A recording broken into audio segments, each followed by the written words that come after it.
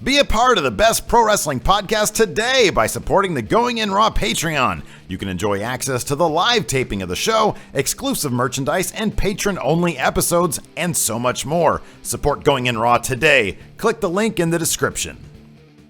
This is Charlotte, and you're watching Going In Raw. That sounds terrible. What's up? This is the most must-see WWE superstar of all time and his lovely, gorgeous wife, Marie. and you are going in Raw. What's up? It's your girl, Sasha Banks, the legit boss, and you are watching Going In Raw. Oh, baby, I like it raw. Oh, baby, I like it raw. And you are tuned in to Going In Raw right now. How you doing? Hey, friendo, Steve here. And Larson. And welcome to Going In Raw, the only pro wrestling podcast you need to be listening to right here at youtube.com/Steven Larson. And anywhere fine podcasts are available, be sure to hit that subscribe button. And if you're on YouTube, that little bell notify deal that lets you know whenever new Going In Raw content is coming out. We're also available on the Patreon at patreon.com/Steven Larson. A bevy of reward tiers that we're offering up, including at the $5 best value mark. Best value. 3 weekly live streams where we recap Raw, SmackDown. What was that? That was yours. That was weird. Why did your recycle bin just recycle, or I your have trash no idea. bin just do that? That was the sound. That was a little oddball there. That was strange. It was trying to tell me not to get on the Patreon, but you should. Like it was saying before, I was rudely interrupted by my rig. Three weekly live streams where you can interact with us and watch the podcast and listen to it before anybody else. We're also available at Pro Wrestling. Hold on. What? I was going to provide an update for the $200,000 tier. Oh, well, let's find out if anybody's cut us a $200,000 check. Give me 2 sweet, Larson. Oh, well, look at your beard. You did stuff with it. Yeah. Nice. Give me 2 sweet for a beard. No? No one's contributed. I don't think they're technically able to. Yeah, we have to work that out. We have to work it out. I'm not going to put any more effort into a tier that number one, neither of us wants to happen, nor will it ever happen. That's in the back of your mind. You think, I know you think that maybe, just maybe, you're actually torn over this. Maybe, just maybe there's a billionaire out there who likes us and for a gag is fine with giving up $200,000 to us. It's a possibility. And in your head, you're thinking, what am I going to do with that? In your mind, what are the odds of that happening? Oh, very small. Give me a number. 0.001%. No, I think in your head it's like 20%. No. I gave you an honest answer. I think it's honestly 20%. No, because if it were going to happen, it would have happened by now. You think so? Yeah, if someone who was independently wealthy happened to watch the show and really enjoyed our work, who was able to cut a check of that size, yeah, they haven't done it yet. What if they're waiting for their massive inheritance to come in? That could be. ProWrestlingTees.com/Going In Raw. You guys can check out. We have 10. I have to take a picture of your face today. Yeah, then once that happens, 11 will be on the way. Yeah, that's good. 12, actually, because I have some ideas as well. I'm going to do some stuff. Well, anyways, so today we're going to talk about New Japan Pro Wrestling's show that happened over the weekend, Dominion. It's sort of like their SummerSlam. It is like their SummerSlam. Yeah. I'm sort of sorting out in my head whether or not this was. Here's the only reason in my head why this wasn't better than Wrestle Kingdom. It's the only reason. 3 words. New Japan Rumble. Wasn't there.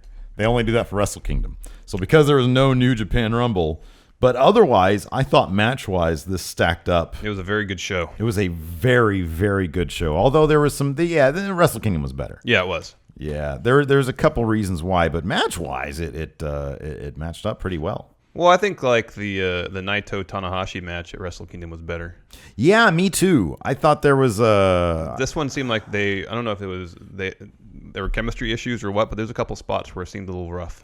It seemed a little rough, and I also felt like they didn't really go after the one thing that they could have gone after, which was Tanahashi's torn bicep. Oh, Naito worked at that a lot. Yeah, I don't know. I didn't see it. Didn't feel like it was as much of the story as it should have been.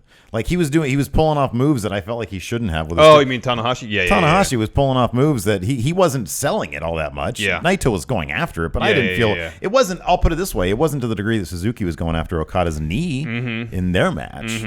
So I don't know. I just felt that there was the story there. I felt at Wrestle Kingdom was much more well told. Yes. So. And then as much as I like Don Callis, I like Cyrus, I like him a lot. He's no Steve Corino. Steve Corino and Kevin Kelly had some special chemistry. Yes. in how little it's like, dude, when somebody's flying under the radar, it's just so much more entertaining. I know. And I wonder if because of the added pressure of the U.S. global expansion, I wonder if the higher ups are, because I thought that I'm not going to suggest this is a possibility. I wonder if going forward, they're going to have a bit more restrictions placed on them.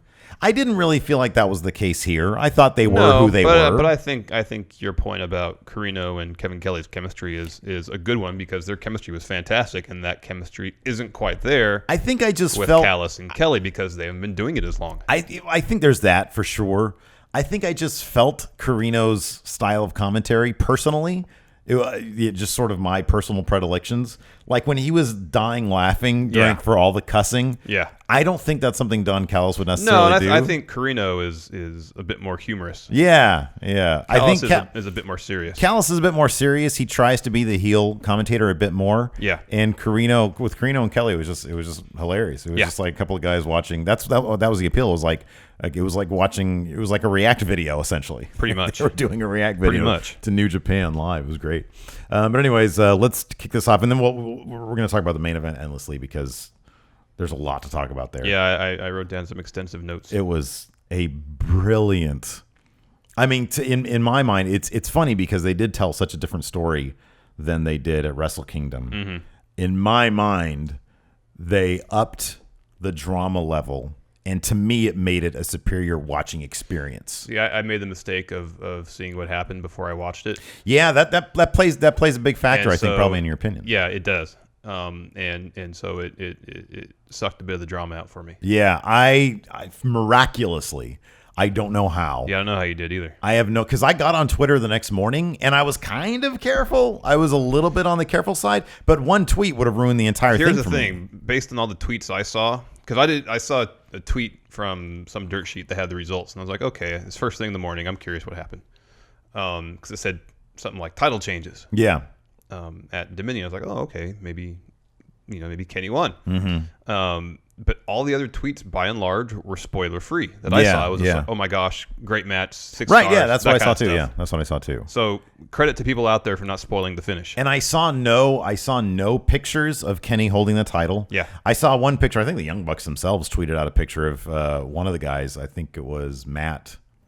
Who's the older one? Matt has the sideburns. Okay, Matt. Cradling the title like Jordan cradled the championship. Those were the tag championships. What's that? That was the tag championships. No, I know. That's why I knew they won. Oh, okay. And so that was the only spoiler that I really saw, besides some of the amazing Taguchi Japan comedy stuff. Oh yeah.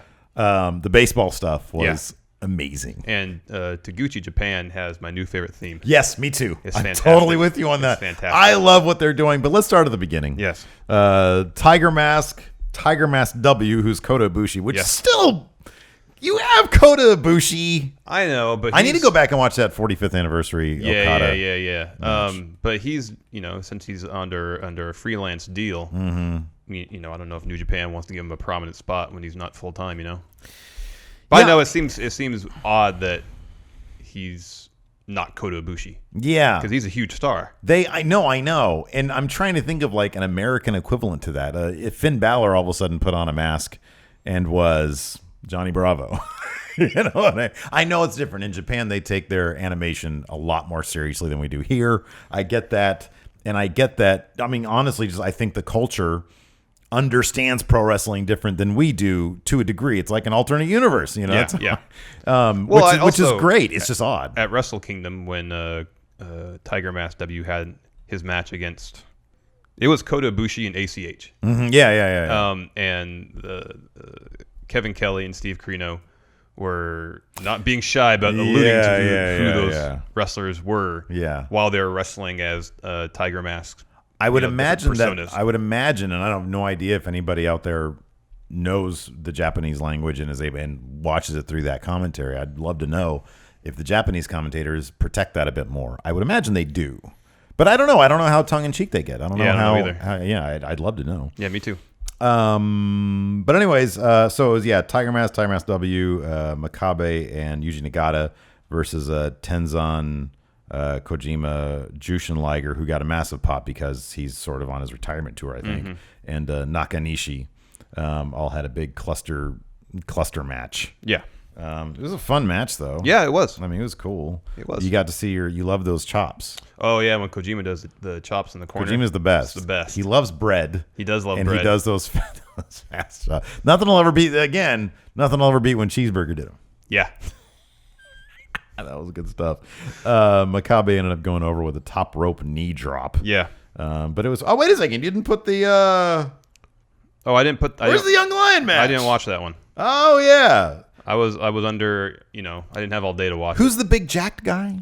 I forget his name. I do, too. Yeah, but they're violating, I feel, the Young Lion law, which is nothing but... Oh, really? The jack guy had a mouth guard that looked like fangs. Oh, okay. You're Young Lion. You're Young Lion. So he should just have a plain He mouth needs to go guard. on his excursion first. Plain mouth guard. I have no idea what I'm talking about. You don't. But he's jacked. He's learning a lot. He's very good. Dave Finlay picked up the win with a stunner. Dave Finlay, he updated his trunks a little bit, which I like. Good. Now I love when they're vinyl and not like loose cloth. I don't like when it looks like somebody's wearing just their undies out there. The thing with that, though, is I don't think vinyl it stretches very well. Okay. So then they need to be perfectly tailored.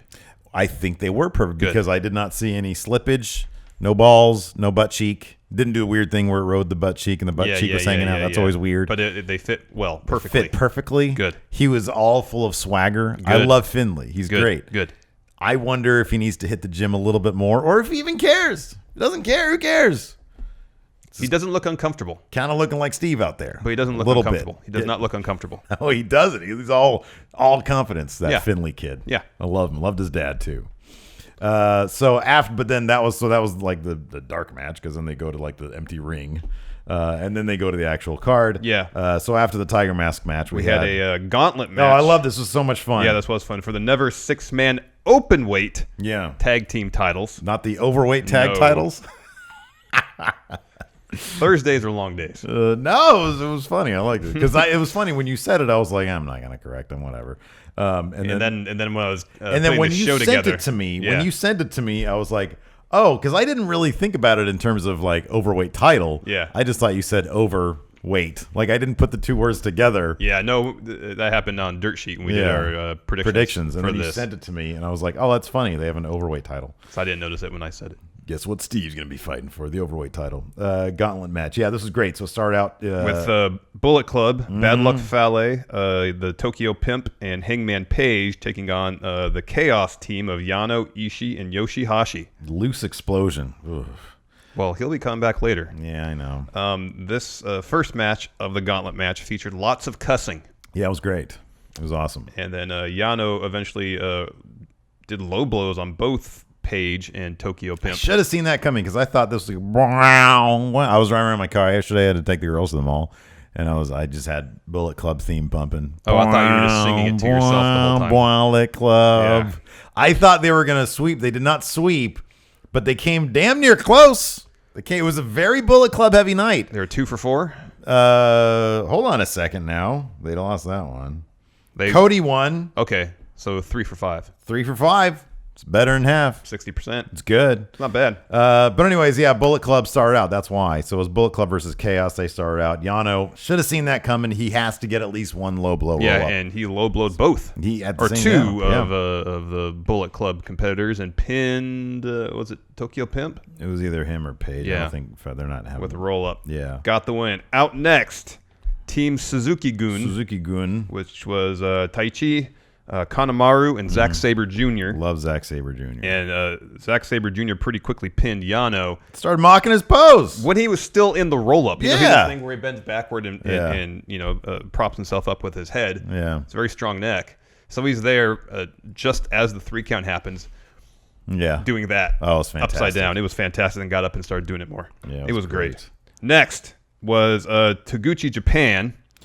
Great theme song. I love the matching shirts, the matching jackets. I love everything about this. I love their sort of official picture of them all in line looking up. Yeah, it's very good. It is very good. Yeah, like you said, they had matching gear. They're like the funnest like bowling league team, you know? Yeah. It's so great. And there was a lot of comedy in their bits. They did this amazing bit. There's like gifs of it out there and I figured you would appreciate this being a baseball aficionado. Taguchi was squatting in front of. So they had somebody, one of their guys, they had a Zack Sabre Jr. in the corner, and they sort of beat him down in the corner. And then Taguchi knelt down in a catcher's position. Yeah, and started giving signs for Ricochet, who was then portraying the pitcher. Yes. And behind him was Juice Robinson, who was the ball, the baseball. And so Ricochet nodded off a couple of calls, and then he accepted. And then he goes in the wind-up, throws, and then Juice runs down towards Sabre and does a cannonball onto him. It was a good spot. It was fantastic. Then Suzuki tried to do their own. They did a football field goal against Taguchi. No, it was a penalty kick. A penalty kick, that's right. Soccer. Yeah, football. Zack Sabre Jr. set that up. So that was good. There was one other good, but Ricochet was Ricochet. He's phenomenal. He's like one of my top. They need to push him. Mm-hmm. They need to. I don't know what like contract they need him at. Like, cause I know there's like the Lucha Underground thing. Maybe they're waiting for that to resign. I don't know. I don't know either. Ricochet needs to be put. He's amazing. He's amazing. He's fantastic. Like he's one of my top 3 favorites right now, dude. It's him, AJ, and Kenny. He's so good. And Okada's up there too. Okada's so good. Mm-hmm. So there was a lot of cool moments in this. There was another thing that I wanted to point out. I forget what it was. There was a lot of good stuff. I did notice this though. Juice Robinson. I inadvertently stole Booty Juice's essential gimmick from him because he comes out and his number is 69 as well. Yeah. So he's a sexual being is his gimmick apparently. Well, actually, both on the front, Juice and Taguchi had 69, but Juice had a different number on his back. Taguchi had 69. I thought it was okay. They both had 69 on the front. Interesting. Ricochet had 88. Mm-hmm. I want to say Juice. Ricochet's too classy to be, Juice had 70. I don't know if it's 73 or something like that. But it wasn't 69. Interesting. It was on the front, but not on the back. Okay. But and of course the Pulp Fiction. That's the porno, the parody of Pulp Fiction. Yeah. Anyways, Juice Robinson went over. What do you think the odds are Juice Robinson going to pick up that U.S. title? We'll talk about that. A lot of heavy hitters in that tournament. Yes, I have a theory. Oh, wow. Okay. That I will run by you. mean Naito is going to start tearing up that U.S. belt? No. No, that's not your theory? It's not mine I have either. a theory. Okay. We'll talk about because the card for all of day 1 and most of day 2 were released this morning for the G1 specials in Long Beach. Yes. So we'll cover that at the end of the show. All right, sounds good because we're going to be there. It's going to be so much fun. Yeah, I'm looking forward to it. So anyways, let's see here. Juice Robinson ended up getting the pin on Taichi after he hit his Pulp Friction. He tried that a couple times, but he finally hit it. Yes. So it was good. Taguchi Japan, I'm all in, dude. Yeah, they're wildly entertaining. They're fantastic. So that would set us up for Taguchi Japan versus LIJ. Yes. Evil, Bushi, and Sonata. Yes. But before, as Evil was walking out, Suzuki-gun attacked Taguchi Japan. Correct. Zack Sabre Jr. put Taguchi, right? I think probably Taguchi. In the octopus. Oh, that's right. I forgot that. That's one of the parts I was going to mention. Taguchi was up in the corner, like wiggling his butt, and then he doesn't realize, but then he does realize. Oh, yeah. That Suzuki-gun's behind him. Was it Suzuki-gun or was it Taichi and Kanemaru? Maybe I forget. But then they're Suzuki-gun. I was thinking of something else. And then he like tries to politely get to his corner. Yeah. Oh no, he tries. They were cutting off his corner, and he tried to politely get a hot tag. I know, it was pretty funny. It didn't let him. It was great. Anyways, so yeah, that set up the final sort of matchup, which was Taguchi Japan versus, like you said, LIJ.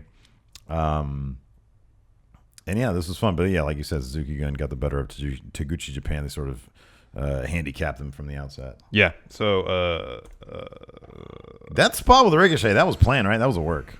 Kind of weird, though. I think the spot was he was supposed to catch him for a power bomb. Yeah.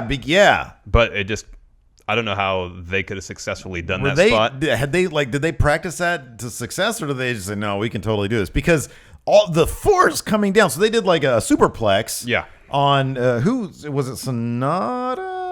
Was it Sonata? I think so. A big dude. That's a bad move to try to do that on. And so Ricochet, they did a superplex, and then Ricochet got up and was supposed to catch his legs. So on impact, he powerbombed. Because, he was like Sonata, or whoever from LIJ it was, I think it was Sonata, was coming down so that his legs were hitting Ricochet's shoulders. Yeah. And so, like you said, it was kind of obvious that he was supposed to like then powerbomb him. Yeah. But instead, the force of that just destroyed Ricochet. I mean, I guess he was kind of lucky. I mean, that he didn't get hurt because I know that was a lot of force coming down. I know. But Ricochet got right back up. Like, so you're probably right. That's probably supposed to be the spot. Yeah, and I really want to see a Ricochet Sonata feud. Oh, that'd be great. Oh, man. That'd be fantastic. Give that to me, please. Both so athletic. They went at it for a bit, but in the end, Bushi got the pin on Taguchi. After MX, which is a top rope code breaker. Oh, yeah. Look good. So a really fun gauntlet match. LIJ, still your never open weight. Overweight. Six-man tag team champions.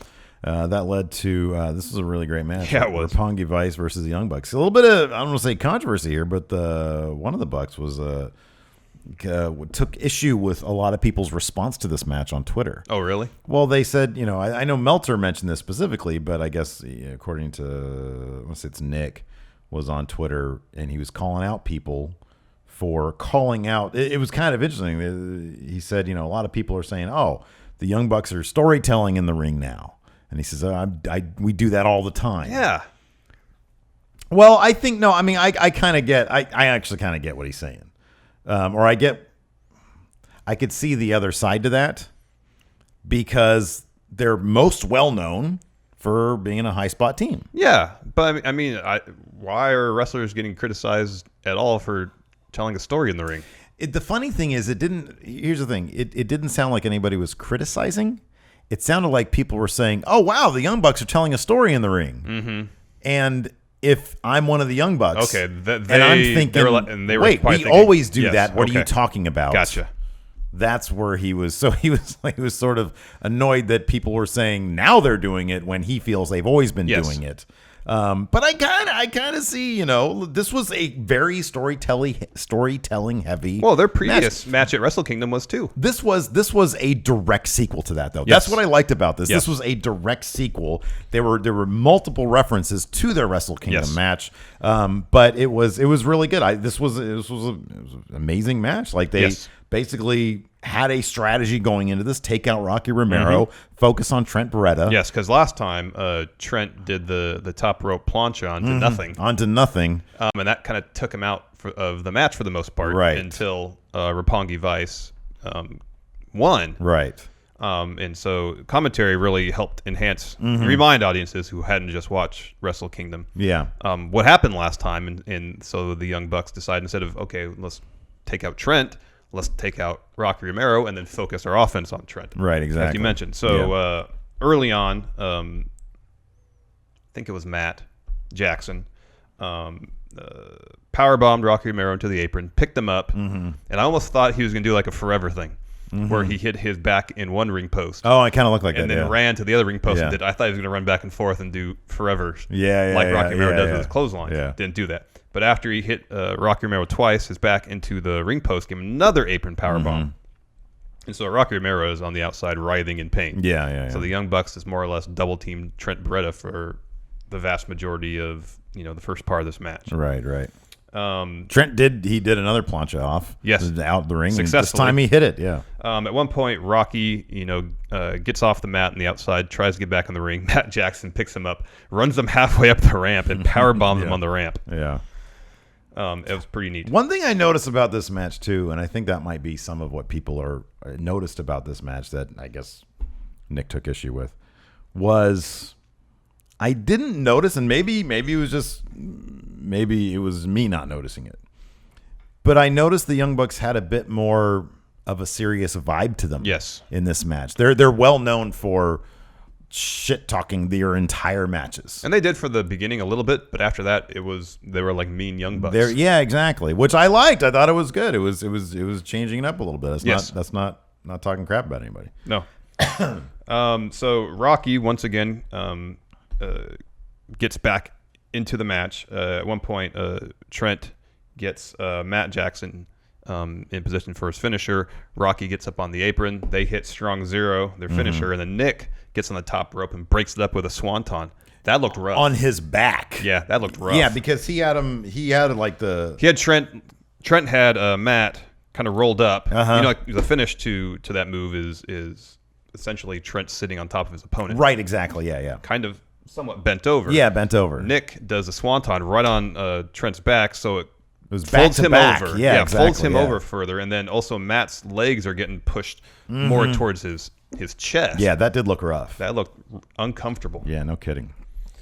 After that, the Young Bucks kind of took Trent somewhat out of the match, and they were really focusing their offense on Rocky Romero's back. Yeah. So they tried to get him in the sharpshooter several times. There was a lot of sharpshooter spots. And one of them, Rocky's in the sharpshooter. Matt has him in the sharpshooter. Rocky's trying to get to the ropes. Oh, and then that was Nick good. Jackson does a springboard X Factor onto Rocky. Yeah, that was really great. cool. That was really cool. Eventually, the Young Bucks performed the Indie Taker on Rocky, and then right into a sharpshooter. He passed out. Yeah. Young Bucks win. I mean, again, Really fun match. Really good storytelling. Again, I just feel like the Young Bucks are adding to their repertoire. Yes. And I don't see how that could be a criticism. You know, it's like you should always be adding stuff, and it's like, yeah, I haven't seen every Young Bucks match there is, but you know, it's not meant as a criticism.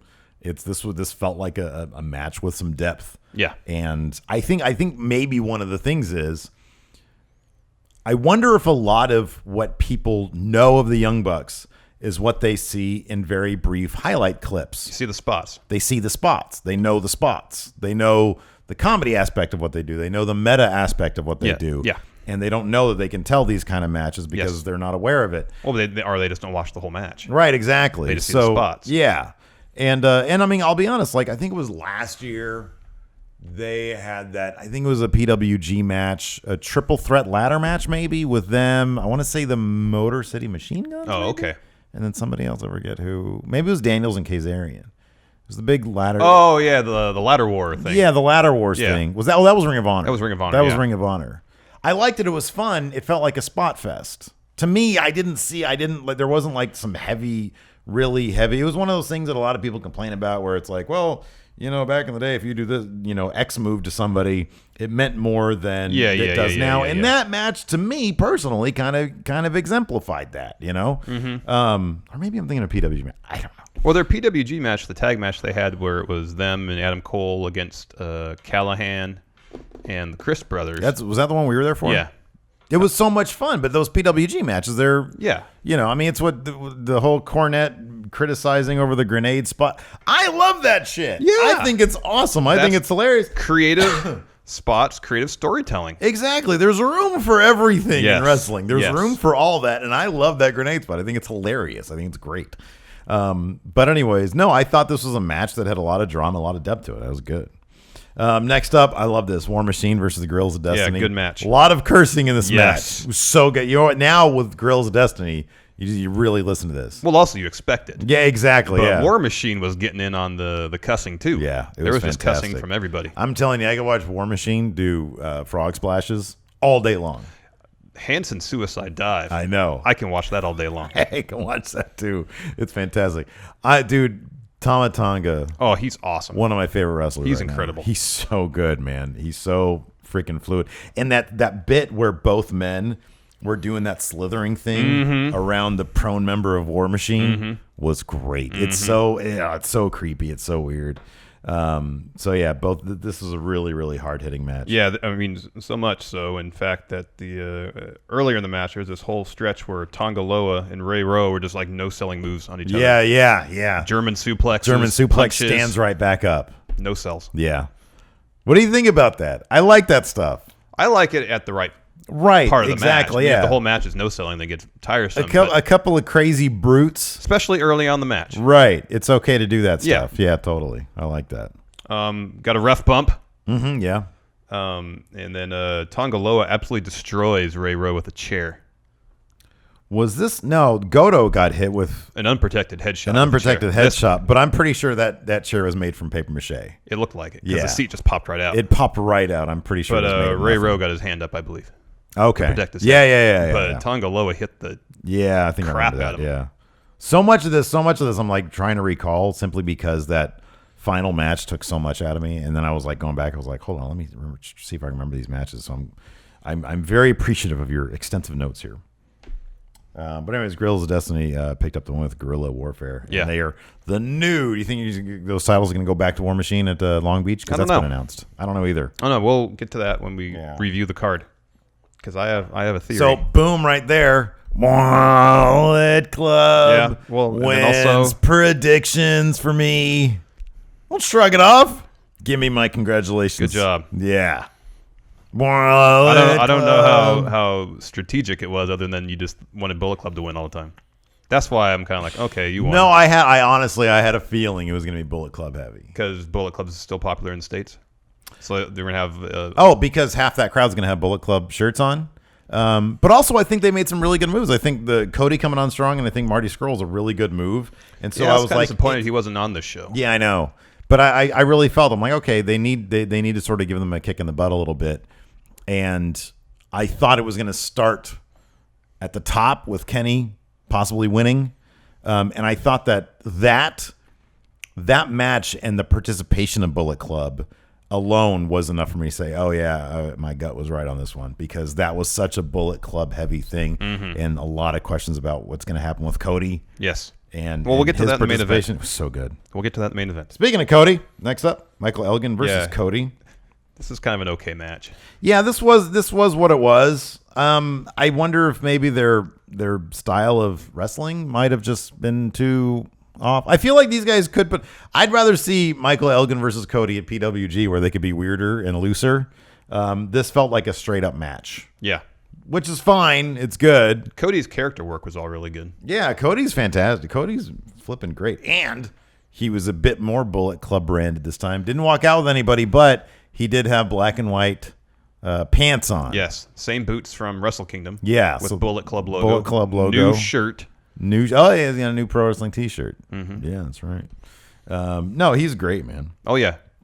Cody's fantastic. And at the end of this, he put on the headset and he said, "Give me Okada in Long Beach." Mm-hmm. Ooh. So, and when that was, did you watch the presser afterwards? No. It was great. I have some. I saw a little bit of video where he was like talking to Okada and like spit water on him or something. It was Coors Light, baby. Coors Light. I wonder if they even have an endorsement deal because there's nothing but Coors Light on that table. It's hilarious. That's true. Okay, so next up was the ticking time bomb. Yes. Hiromu Takahashi versus Kushida for the fantastic match. For the junior heavyweight title. So good. This felt like they can say about any two given wrestlers in a match, these guys hate each other.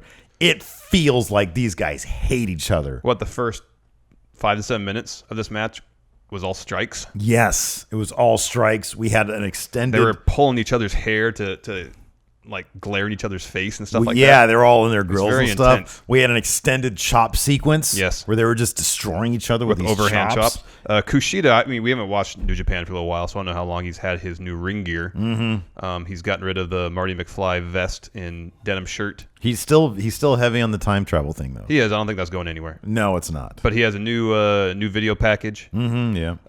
He's wearing an orange button-up shirt now. Mm-hmm, yeah. He's got a new finisher with all sorts of time travel related patches on it. Yeah, mostly Back to the Future. But his new shorts and boots, and knee pads are spectacular. What was I talking about? Like on the spectacular. It was like the crisp. I love crisp gear. So crisp. And he's got that iridescent. Oh, it's great. Fabric. It's fantastic. That dude was sitting around in 2K17. I know. That's what I thought too. He said, "Make this person who does my costumes." Yeah, this was brutal, and there was some. I really want them to stop doing the sunset flip powerbomb. I know that one last night. That looked so nasty because it was to the outside. It was from the apron to the outside. Yeah, that's how it typically is. But Kushida didn't land flat on his back. It was more on his shoulders. It looked like his head looked like brains were going to go everywhere. I know. Oh, it was terrible. I was worried that he had actually got his bell rung pretty good. Dude, I can't stand watching that. Before that happened, though, there was this awesome spot where they were fighting, brawling on the outside. Mm-hmm. Kushida puts Takahashi on a chair between. So there's two barriers. Yeah. There's one that separates the ringside area from. There's like a little pathway in between, and then It's after like that, where the press sits. And yeah, stuff, yeah. Then there's another guardrail. Yeah. Behind which is the audience. Right. So Kushida set up a chair against the guardrail that's right by the audience. Yeah. And they set up another chair in front of the other guardrail, ran and did like a springboard drop kick onto Takahashi, sending Takahashi into the audience. Yeah, he went flying. It was pretty crazy. It was fantastic. And there was that whole spot. Well, and then after that, Kushida starts working over Takahashi's left arm, setting him up for the hoverboard lock. Right. And then they were on the top rope, and Kushida had that hoverboard lock in up there for a while and did like a suplex off the top rope, still holding onto the lock. Yeah. So he was really working that left arm.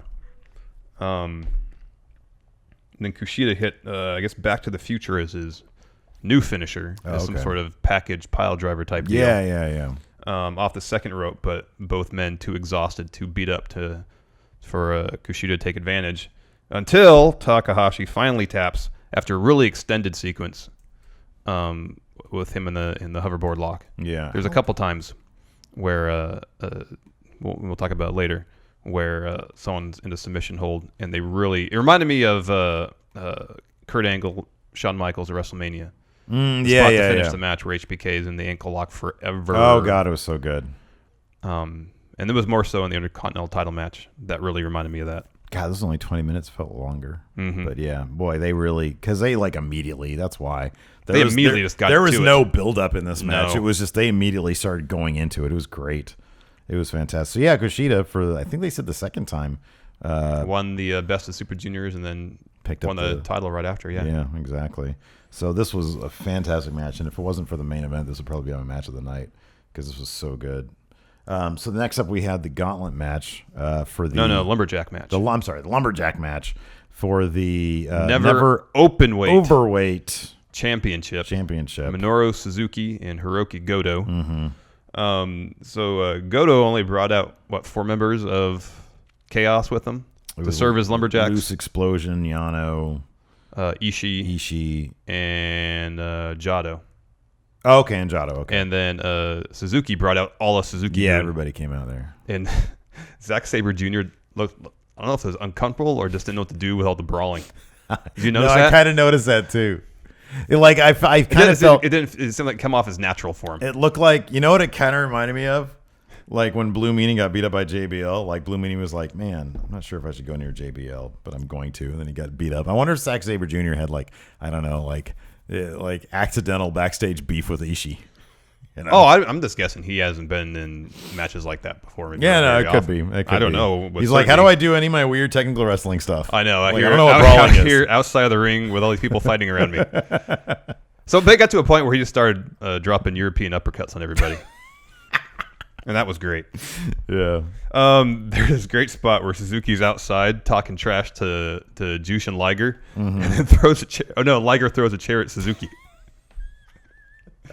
That was fantastic. That was good. Yeah, there was a lot of it. I mean, they really made use of the whole lumberjack aspect of this. Well, you typically hate lumberjack matches. I don't really care for them. This was good though. Yeah, it was fine. Because it was a bit different. Like the WWEs are always so cheesy. Yeah. This felt more like gang warfare. Yeah, it did. Somebody gets outside and they just like jump them because usually lumberjacks is like, oh, you got heels, you got faces. Well, usually the problem with lumberjack matches is that they typically aren't aligned with either the competitors. Right. There's no motivation. It's for them to usually start just beating heels up and on them. faces, Yeah, and the heels and exactly. faces just fight each other whether they have motivation to do it or not. Right. Exactly. Or motivation to help either party in the ring. But there was a lot of outside the ring action in this. There was Yeah. so much outside of the ring action. I liked it a lot. At one point, there's a ref bump, and Oh, then there's a ref bump. huge brawl. Everybody's in the ring just brawling. Because of that super old ref. Yeah, It's not Red Shoes. It's like super old it's ref. Tiger Hattori, right? Yeah, there you go. Yeah.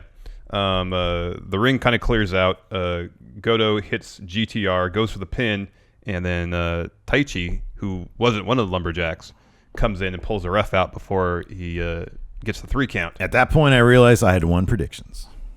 Oh, yeah. Taichi then attacked Goto with it. He like blasted him First in the back and then right in the head. Yeah, and you could tell like even on the back shot, he went a little easy because I think he knew that chair was going to fall apart. Gimmicked. It was so gimmicked because and you know what? I love this. You can hit somebody on the head with a gimmicked. Also, I think the seat was Foreign. plastic.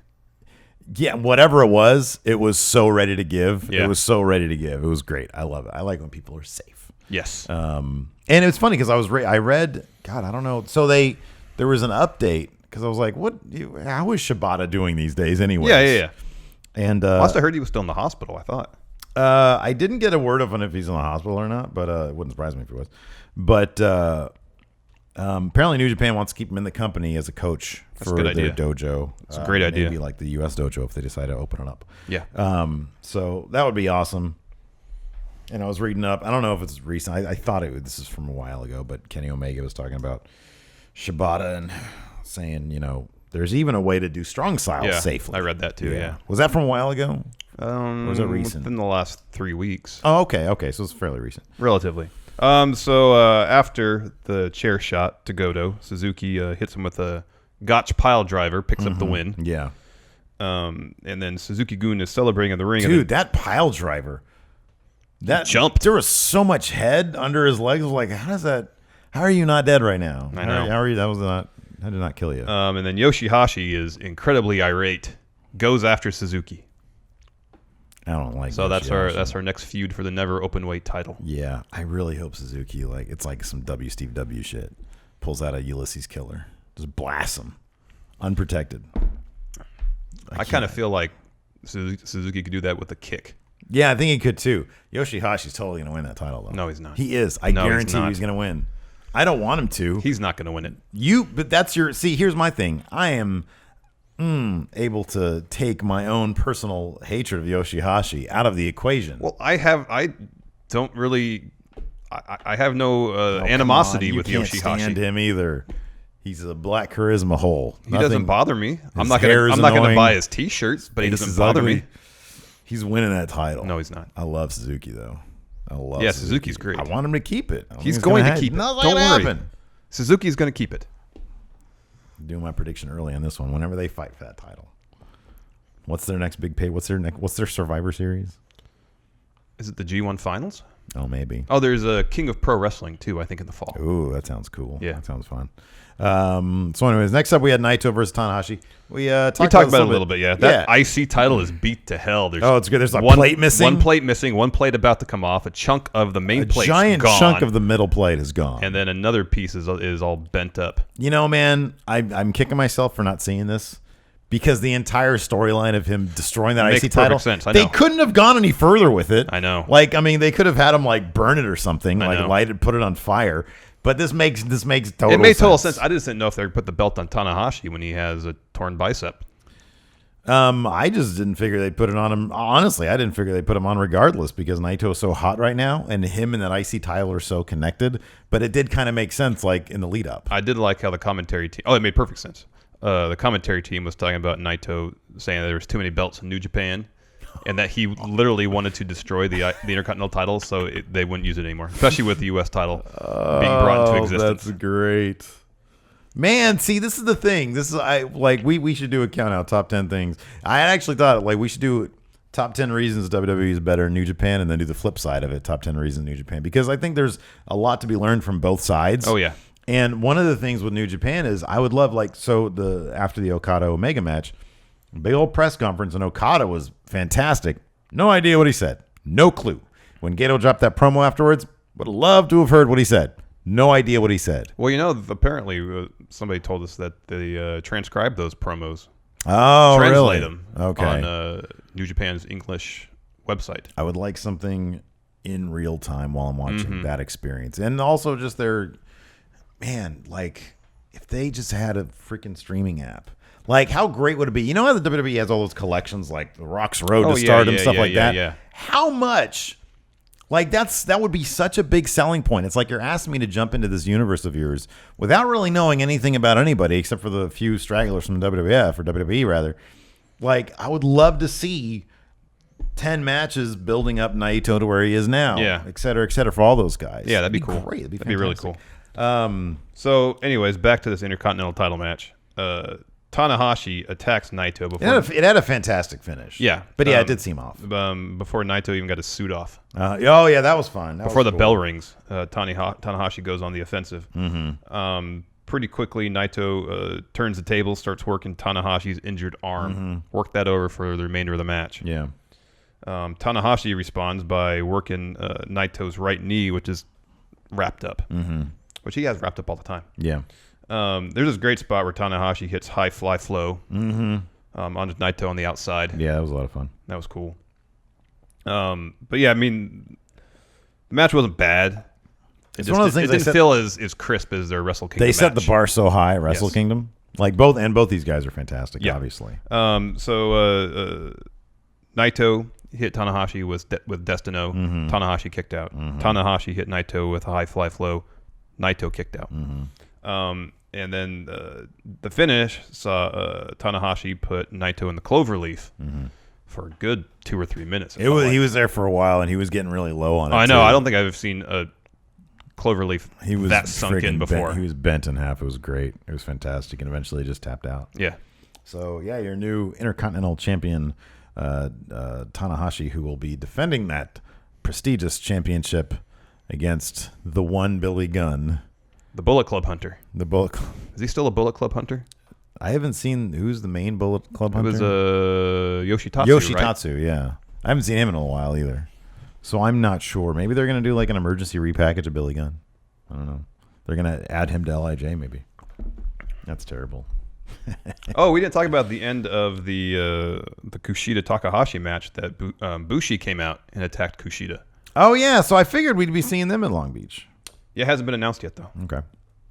But has Bushi been announced for a match? Yeah, there's it's Titan, Dragon Lee, Volador Jr., and Jushin Liger against Takahashi, Bushi, Evil, and Sonata.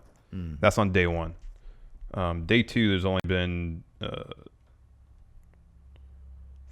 5 matches announced. Okay. I think that's it. I wonder how long these shows are going to be. Probably 4 hours. Man. 3 to 4 hours. I was gonna say, Anyways, we'll get to that. It's another 5.5 hour affair. I have to get there late. Well, it starts at 5 o'clock in the evening. Both the shows do. All right, cool. Right on. So which brings us to our main event. Oh, my goodness gracious. This was fantastic. There was so much drama here, especially in the last 10 minutes. And then we're getting down to, like, they announce it, That's one thing I like 5 about minutes, New Japan 2 minutes, is even 1 minute, 30 when seconds. you're 10 minutes into a match, generally they'll announce 10 minutes in. Yeah. They're really good about letting the audience know how long, they are into the match. Yeah, I like to this. Okada, he's up in his robe game. He has a second robe. He has 2 robes now. Yeah. They both look exceptionally heavy. Yeah, I'm glad that Omega. I'm not huge on the Terminator angle with Kenny Omega because I feel like it's kind of like a cheesy. Like I love Terminator. It's a great movie. Second one was really good. The first one's really good too. No, I know. I said the first one's great. Second one's really good. I didn't hear that. I sort of think that they're like the first one's best. Second Yeah, one's I second agree. best. I agree. And then they just like fall off a cliff. Absolutely. So anyways, but so I'm glad that Kenny didn't come out with a cheesy plastic Terminator mask. This was a different Kenny Omega. Yes. This was a Kenny Omega who isn't coming into this. I feel like this was a Kenny Omega. The character Kenny Omega was coming out knowing that everybody says he's the best, as opposed to Wrestle Kingdom when he felt he was destined to win the title. Now he feels like he deserves the title. He should have the title. And the Young Bucks look serious, flanking him. He looked more serious. He looked like this was his match to lose. Yeah. Okada looked Well, I think that was probably the thoughts of a large majority of the audience too. Yeah, absolutely. Sure, certainly with us. I know yeah. we both thought, for sure. For sure. Although I do think, I was never 100%. Oh, I wasn't that either, he was but going to win. I mean, we both thought he was going to win the New Japan Cup. Didn't Yeah. He was eliminated first round. Yeah. I still think the strategy, and I thought this ages ago, of keeping the title on Okada going into the U.S. because he's the champion and there is the language barrier. Kenny Omega is Kenny Omega. Mm-hmm. He's, he's a crossover guy. Like anybody who's into wrestling past being a casual fan probably knows or has at least heard of him. Yes. And so You don't need the title on him. No, well, at least not the world heavyweight one. No. With Okada, you think he's going to pick up the U.S. title? We'll get to that later. Okay. With Okada, because there's the language barrier, you need something to grab on with him, and that's the title. Yeah. So I think that's a smart move. And in this case, there's no winner. There's no loser. Yeah. So anyways, take us through the match, because this is a 60-minute time limit draw. Yeah, there's a lot of notes here, and I probably could have wrote a lot more. Mm-hmm. So the first bit of the match, they were kind of feeling each other out. Yeah. Some holds, some really quick back and forth mat wrestling. Yeah. I should also point out, I felt that there was two stories. I thought that Kenny coming into this was the guy who felt that the belt was his. Okada, on the other hand, I felt like he looked 3 inches taller than he does usually. I don't know why. I mean, that's just perception maybe. But B, I felt like this was the culmination of his year so far, in that he's looking at Kenny Omega, and Kenny Omega is thinking to himself, well, I should have this title. And Okada is thinking to himself, you have no idea the year I've been through. Mm-hmm. And so I'm not giving this away to anybody. Yeah. I've been through everything. I am the title. Yeah. That was kind of the story here. In terms of the in-ring, some of the spots, I don't know if they did this intentionally or this is me just projecting kind of what I hope they were going to do, is touch on some of the damage that Okada's taken through the year so far. Yeah, sure. So the first part the of the knee match, stuff, yeah. First part especially, Kenny was really working the knee. Yeah. After Okada did a move over the top rope. And commentary was really pushing that too. Tweaked his knee, and then Kenny started working it, did a shin breaker on top of one of the tables in the ringside area. Yeah. That was stiff. Yeah. So for the first half of the match especially, Okada seemed like he was held back. Okada's one of the best sellers in the business. Oh, for sure, yeah. Seemed like he was somewhat held back by his knee. Tide kind of turned when Okada pushed Kenny off a guardrail where he's trying to do another moonsault, and then Okada hit his running crossbody over the guardrail. It's crazy how athletic Okada is without looking like it. Like, I know. You look at Kenny Omega and you're like, oh my God, that dude is so fast, so quick. He's so fast and he's so athletic. You look at Ricochet and you look at his body, you can already tell he's the most athletic guy in the room. Okada is deceptively athletic. Yeah, he is. Because it doesn't look like he's that athletic. Well, he doesn't look like he moves exceptionally quickly. Right, exactly. He's reasonably explosive. Yeah. Like he can, get some good air on drop kick instantly. He gets Yeah. massive air on drop kicks. He is that's my point. He is supremely athletic without looking like it. And I think part of it is because he's tall. They say he's 6'4". Yeah. So I think that's a large part of it. Kenny eventually gets the upper hand, hits a top rope moonsault, which he almost slipped. Mm-hmm. Yeah, no, he was sort of, it was like on a tightrope up there. Yeah. Hit that. I mean, this match had so much back and forth. I didn't write down all of it. There was a great spot where Okada hits a Death Valley driver on Omega on the apron. Oh my gosh. That looked nasty. That looked really nasty. And then Okada drop kicked Kenny into the guardrail. Mm-hmm. That was stiff. Right after that, Okada set up a table on the outside. Yeah. Knew that was going to come into play at some point. The entire time, the Young Bucks are just outside, like yelling at the ref, saying, "Are you letting him do this? What the heck's going on here?" Kenny hit a superplex, but it wasn't like a standard one. Where he kind of crosses the legs. Yeah. And he did that on a superplex. Yeah. I've never seen that before. Yeah, me neither. That was like, and everybody gasped, including myself. He had to hold him up there for a little bit. Yeah, that was crazy. That was crazy. You know what I love about this too is that I don't know if it's because they know each other so well. I think it's a little bit of that. I think it's a little bit they're both like supremely professional and know exactly what they're doing. Mm-hmm. Those cameras were able to go in tight on their faces so many times, and I didn't see one spot be called. Mm-hmm. I did not see one spot called. And there were times when the camera would get close up when they were in a position that they should be calling they should be telling each other what's going to happen. Mm-hmm. Like the camera's way back. They got a great zoom lens. Their heads are near each other and they should be talking to each other. Yeah. And they're not. Yeah. They're fully in character. They're fully in the fight. That's what helps lend credence to the fight that we're seeing. It's fantastic. It is. Okada hits 2 German suplexes, maintains wrist control, hits a Rainmaker. Mm-hmm. Kenny kicks out at 2. Yeah. This spot was awesome. Okada tried for Oh my gosh, this was amazing. Kenny grabs his legs and powerbomb. The timing was perfect. It really was. Perfect. There's a couple of spots in this match where the timing was so perfect. So Okada, they're running. They come off the ropes at each other. Okada goes into a drop kick. Kenny catches him And power bombs him. like in midair. Yeah, and lightning quick. Yeah. It was Oh my crazy. gosh, that was insane. They did. They don't. That's another thing. The New Japan needs to do more of replays. WWE sometimes do too many replays. They need to do more replays. Eventually, Okada puts Kenny on the table. Top rope elbow drop through it. Yeah. And then Okada hits Kenny with 2 more Rainmakers. Yes. At this point, This was great. Cody comes out and tries to throw in the towel. And of course, Number one, Cody looked like $1 million. yeah, in he that did. But of suit. course, you think back to his challenge earlier in the night that he wanted to face Okada in Long Beach. I know. So Cody is Bullet Club. We thought for life, but it looks like Cody's just looking out for himself. Well, yeah, man. He's stopping the match, keeping Kenny from winning the belt so he could face Okada Yeah. as champion in Long Beach. Yeah. Ooh. Complexity of the situation. But he's yelling at the Bucks, and the thing is, Cody has a good point.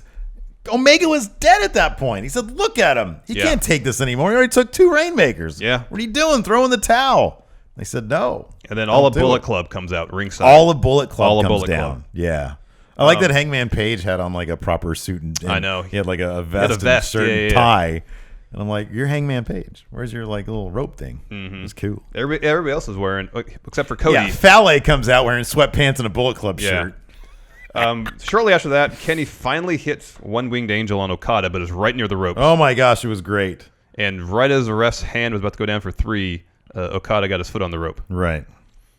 And everybody saw that like, oh my gosh, that was it. That was the moment that Kenny won the yeah, belt. because right before that, Cody throws the towel to Kenny Omega, who then like wipes his sweat off it and is about to put down Okada. Okada reverses that. Then he takes a towel, wipes himself down with it, and throws it at Kenny. And you have the entire Bullet Club for the rest of the thing. Nobody's acting heelish. Nobody's trying to get involved. They're all just into the match.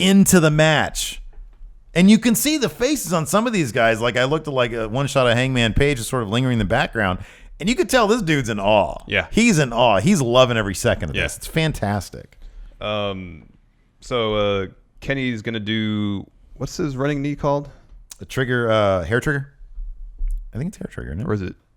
Something trigger. Whatever. He's about to do that. So he does his pose. Okada grabs his arm and gives him a Rainmaker. Yeah. Out of Rain nowhere. trigger.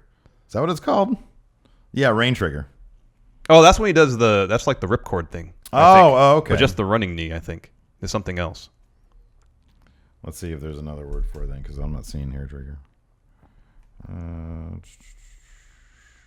No, it's all just news about All right, freaking whatever. him and Seth Rollins. Whatever. Kenny again tries for the One Winged Angel. Okada reverses it into a tombstone. Yeah. This is probably my favorite spot of the whole match. Okada, this is, I don't know, like probably 10 minutes left. Okada sets up Kenny for a Rainmaker. Oh my God, I love and this Kenny avoided it by collapsing. He just collapsed. And the timing on it was so perfect. He went for the Rainmaker, and as he's going in, Kenny Omega just collapses like this onto his knees. It was fantastic. It was so good. Yeah. Shortly after that, about 5 minutes left in the match, Kenny hits Okada with 3 knees. Mm-hmm. Yeah. But Kenny doesn't go for the pin. Instead, eats a drop kick. And Cyrus, Don Callis, was like imploring him. He said, "Pin him now," because he's a heel commentator. And then Okada hits a bridging German suplex with like 3 minutes left. Kenny kicks out. Right after that, Kenny goes for the small package. Okada kicks out. Okada hits a Rainmaker with 30 seconds left. Oh my gosh! And it was so good. both Kenny and Okada are just laid out on the mat. Yeah.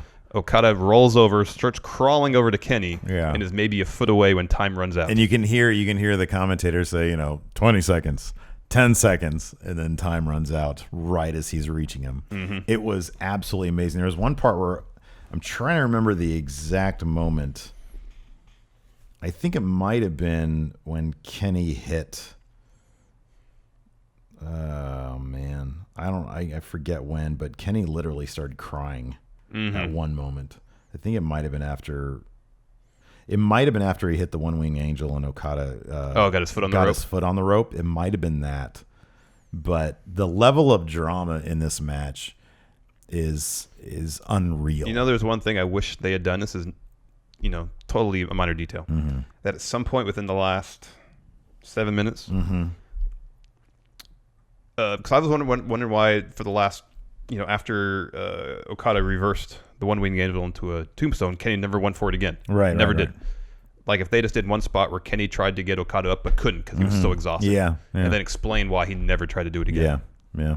No, yeah. It's a small good. little That's detail. good. You know what I really like, though, is I sort of mentioned this when Bullet Club comes down, they're not messing with Gato. And Gato's just a man by himself out there trying to root his guy on. He's probably sitting there watching his creation. I don't know how much of the booking in terms of the actual matches he does. He might just be a storyline guy. I'm fascinated to find out. Yeah, me too. But if he had a hand in booking the actual main event and he's watching his creation play out, that's got to be a very unique experience. Oh, yeah. Because it's really to have these players at his disposal, I guess, to be painting with these, with telling these these brushes. stories, yeah. It's got to be something else. It's fantastic. So both Okada and Kenny Omega are just Dead. laying in the ring, exhausted, Yeah. beat up. Eventually, Kenny he rolls to the outside. I love that New Japan brings out the people with the ice bags. Mm-hmm. Yeah. And so they start icing. Shoot, Kenny's neck. Well, I like that there was a close up on the dot coming down to Look at Kenny's eyes, his I know. eyes, and you see right before he does that, Kenny just goes like this. Yeah, and it's probably just him saying, "Are you okay? Yeah, I'm fine. Yeah, yeah. Do your stuff though. I know. Act like I'm not. I know. But then there was this one when Kenny's laying on the outside and the Young Bucks are kind of standing over him. Mm-hmm. He points to his forehead, and so the Young Bucks pour water on it. Oh yeah, There's yeah. nice little touches. No, it was good. It was good. It was, and you can tell everybody was there. This was not time. I mean, they did one bit kind of early on where they were doing the Terminator thing, but there was no there was a little bit of clowning, a little bit towards the beginning, like a little bit of shit talking, but this was a high drama affair. It was obvious, like when Kenny said something along the lines of, I'm not looking to top Wrestle Kingdom. I want to do something different. I want to do something different. I want to present its own experience, and then people can stack them up against each other if they want, but I want them to be two distinctly different. And that's what this was. This was a high drama bout. This was from both angles. There was so much going on. This wasn't just, your typical sort of challenger, champion, heir apparent, or whatever you want to call it. Yeah. The guy, the challenger of destiny, if you want, which we kind of feel like Kenny Omega is at some point.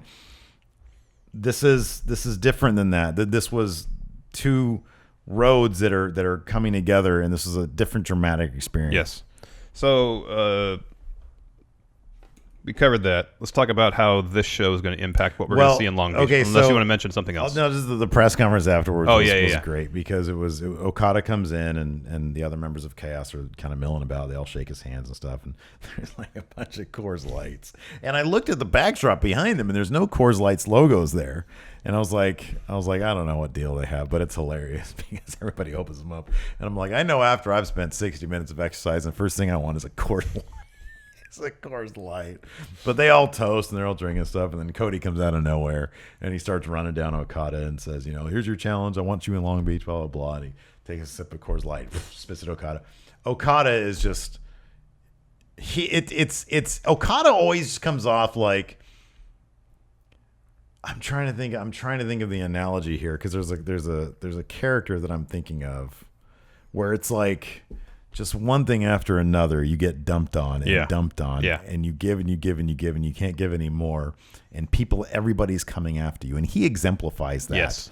And I don't know what he said during his press conference, but the way he delivered it was so exhausted and spent. Well, the same thing was true with his promo in the ring. Mm-hmm. He was sitting in the corner for most of it. At one point, you're right, and at one point in the press conference, he just sort of has his head down and he's talking, and it's like the most dramatic thing. It's like an actor up there. I mean, it is. It is. That's what it is.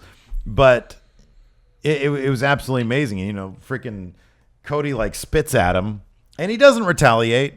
He just sort of he's still the champion. He just sort of takes it as it comes because he knows this is just one more in the long line, and what's going to be his breaking point. And Gato goes after Cody a little bit. I think he made some hand movement, and the Coors Light just sort of falls and starts spilling, and Okada looks over and he sees the beer coming towards his title, and he just sort of moves the title out of the way. And That's great. Starts sweeping it away a little bit.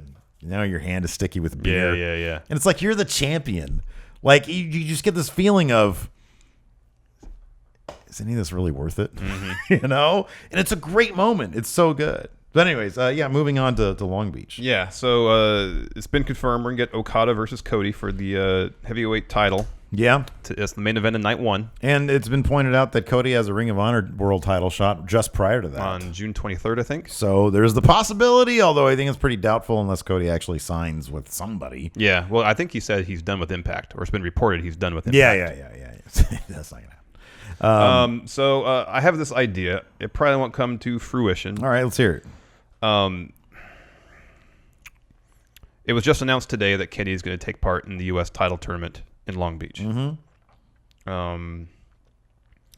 So obviously, I would think they want to establish this new belt with a top star. Okay. So let's look at the people. We have the card for the first round here in front of us. Yeah. People in the tournament are Michael Elgin, Kenny Omega. They're taking on each other in the first round. Mm-hmm. Ishii and Naito. Juice Robinson, Zack Sabre Jr., Jay Lethal, Hangman Page. Those are the 8 men taking part in this tournament. Okay. Of those 8 men, who do you see as people who would win, who could win?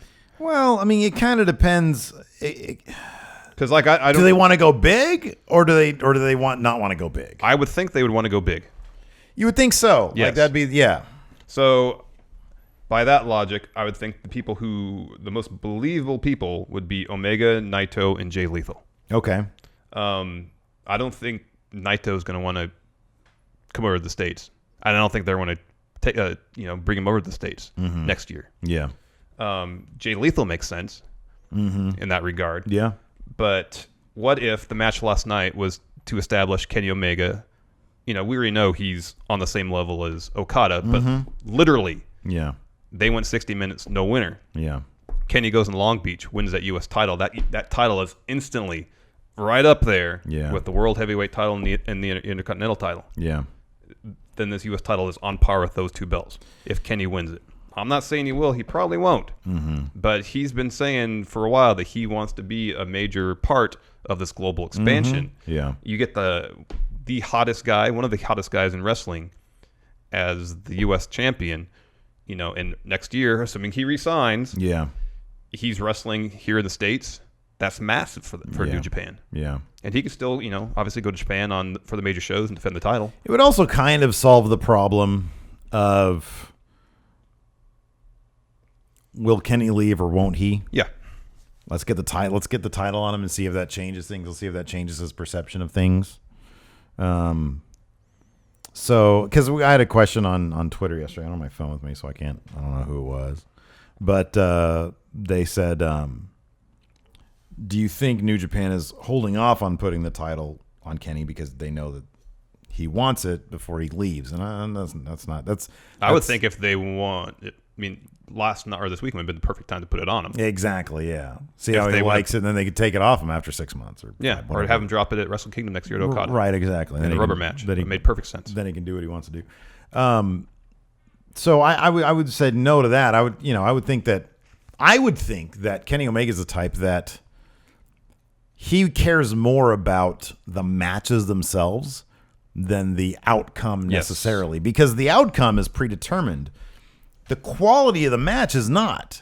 You can't go in there and say, I'm going to go out and have a 6-star match. You can try your damnedest. You might not. Well, you only have control over so much of that, too. Exactly. And so I think he cares more about he cares more about process than results. The experience that he's providing the audience members than anything.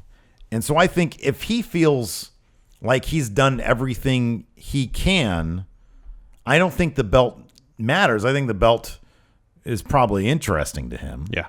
But I don't think that's the end all be all. No, I think it is putting either. on the kind of match, and I honestly wonder if, here's the thing about this match. What spots in the Okada Omega 2? There was plenty in the first one that the WWE wouldn't let people do. But I didn't notice a whole lot of spots in this that the WWE would say, no, we're not going to let you do that. I can't really think of any. Maybe the top rope suplex, but they do superplexes. No, superplexes are pretty common. They do superplexes. Where there weren't a lot of drivers in this. They're not huge on just the tombstone. A couple tombstones. That was it. I mean, this could have been maybe like the drop kicking at the Barry, but they do that.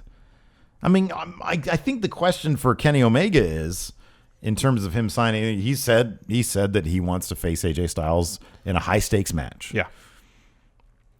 The question for him is, will the WWE let you him do what he wants to do to tell the stories he wants to tell? Yeah. Exactly. Or understanding what their framework is, could you tell those stories? You know.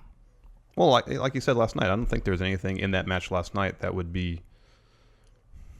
I mean, I think the Undertaker is really the only person that could still do the tombstone. Yeah. I think Kane might do it on occasion, but I remember the last time he did it was. Yeah. But that's the only thing I could think of. On the other hand, would he find the challenge interesting Could to be. tell an amazing story? Could be. Within that context. And especially, I mean, especially say their match, AJ and Kenny's matches at WrestleMania, add the spectacle of 80,000 people watching it. Yeah. Trying to tell a story that translates all the way to the back row in front of 80,000 people. That's got to be a significant challenge. Yeah, I would imagine so. I like your idea. I mean, it all depends on how, whenever you introduce a new title, you ask yourself, is it going to be the Universal title or the television, the European title? I know. How do they want to consider it? In terms of star power, it's got to be Kenny, Naito, or Jay Lethal. Right. Or are they going to do something weird where they have like Michael Elgin win it? Is it going to be one of those type things? Is it going to be, well, we really like Juice Robinson. Let's see how far he can go with the title. I hope it's not. I hope it is. I hope it's Omega or Naito. Yeah. I'd love to see an Omega Naito finals. Yeah. Who wouldn't want to see that? Well, it wouldn't be this way. The brackets. Oh, the brackets are that way. I mean, this is the matches, how they're listed here are the brackets. Oh, wait. No, they're not. Sorry. New Japan has them up on their website. Let me pull them up real quick. Let's take a look. Because we could have a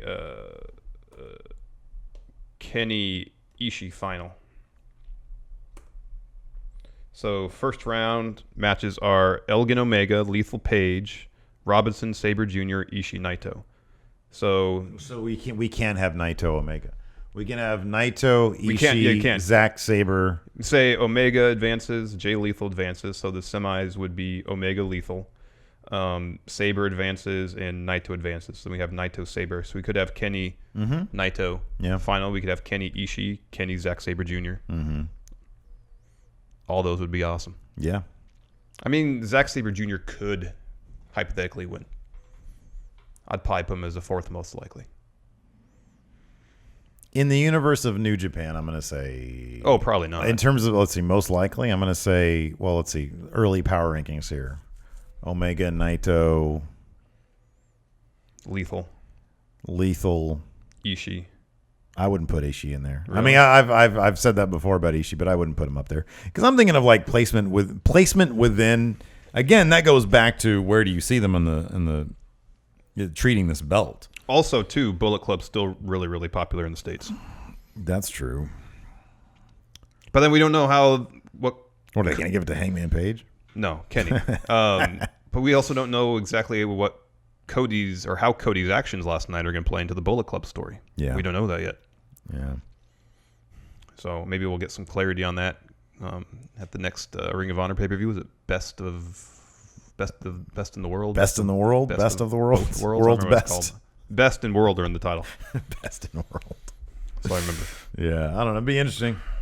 Be interesting to see. Anyways, let us know how you guys felt about Dominion in the comments. Yes, please. And until next time, we'll talk to you guys later. Goodbye.